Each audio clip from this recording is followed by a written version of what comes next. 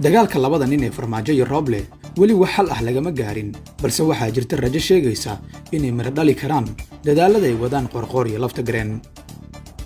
Asbuucii ay jirta xiisadan, labada hogaamiye ee Farmaajo iyo Roble ayaa qaaday dhowr tallaabo oo iska soo horjeeda, kuwaas oo qaarkood halis geliyay dowladnimada iyadoo sidoo kale lagu dhawaaday in gacanta la isula tago.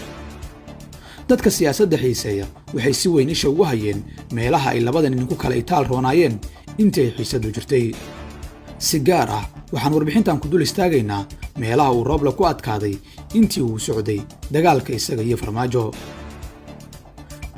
warbaahinta dowladda. Farmaajo iyo Roble ayaa isku qabsaday adeegsiga warbaahinta dowladda si wararka uga soo baxaya labada dhinac u noqdaan kuwa rasmi ah. waxaa lagu diriray cidda jiidan karta wasiirka warfaafinta ee dowladda federaalka Cusmaan Dube. waxaa la sheegay inuu Roble u yeeray wasiir Dube wuxuuna uga warbixiyay xaaladda dalka, sidii uu daacadda ugu ahaa kooxda Farmaajo, siyaasad ahaan sida loo go'doomiyey iyo inuu rabo inuu dagaal galo. wuxuu hordhigay inuu isaga raacayo ama inuu dhinaca kale aadayo. Dube wuxuu go'aansaday inuu Roble la shaqaysto. wuxuu shiriyey madaxda qeybaha warbaahinta dowladda wuxuuna u sheegay inuu dalku jiha kala aaday oo hadda kadib ay toos u mari doonaan dhanka ra'iisul wasaaraha. waxaa la joojiyey in wararka Farmaajo lagu baahiyo warbaahinta qaranka. Farmaajo oo isku dayay inuu Dube ku qanciyo inuu xaggiisa soo maro ayaa la xaqiijiyey inuu ku guuldaraystay. beesha caalamka.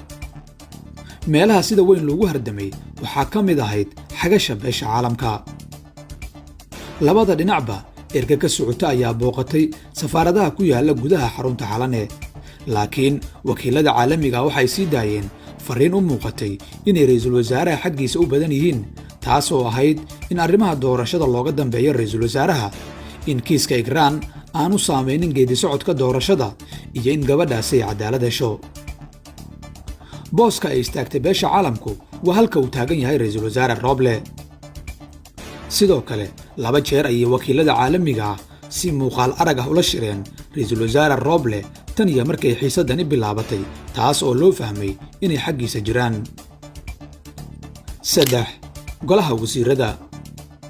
xubnaha golaha wasiiradu waxay ahaayeen meesha sida weyn isha loogu hayay. Farmaajo waxaa la fahamsanaa inuu wasiirro badan kula talin doono inay iscasilaan si shaki loo geliyo sharciyadda Roble, laakiin ra'iisul wasaaraha waxaa la sheegay inuu mid u qaabilo wasiiradiisa uuna mid walba hordhigay inuu la shaqaynayo ama inuu baxayo si uu beddel u raadsado.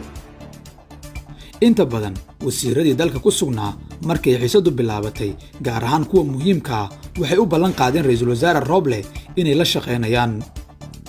isku dayo ay wadeen kooxda Farmaajo ayay ka cudur daarteen qaar ka mid ah xubnaha golaha wasiirada, sida uu inoo xaqiijiyey mid ka mid ah wasiirada. inuu Roble xajisto golihiisa wasiirada waxaa lagu tilmaamay wax weyn. maamul goboleedyada. Roble waxa uu helay 2 maamul goboleed oo toos ula safatay, waana Puntland iyo Jubbaland, laakiin Farmaajo waa waayey 1 maamul goboleed oo taageersan go'aamadiisa. maamuladii uu Farmaajo isku haleynayay ee Galmudug, Hirshabeelle iyo Koonfur Galbeed waxay u muuqdaan inay meel dhexe istaageen. tanina waa arrin si weyn u dhaawacday halgankii kooxda Farmaajo. ciidanka. kala jab xagga ciidanka ayaa soo muuqda durba markii ay soo baxday xiisadan. xarunta nabad sugidda ayaa ubuc u noqotay dhaqdhaqaaqyada xagga ciidanka. ciidan la yiraahdo Duufaan oo uu xukumo nin ay madaxweyne Farmaajo xigta yihiin, iyo ciidan la yiraahdo Waran oo ilaaliya xarunta nabad sugidda oo uu xukumo nin ay Roble xigta yihiin ayaa ku dhawaaday inay isku dhacaan. laakiin waxaa dhibco xagga ciidanka ah siiyay ra'iisul wasaare Roble taliyaashii ciidanka ee shalay ku shiray magaalada Muqdisho, kuwaas oo sheegay inay ku shireen amarka ra'iisul wasaare Roble kadib shir jaraa'id oo Muqdisho ku qabtay taliyaha ciidanka booliiska Xijaar.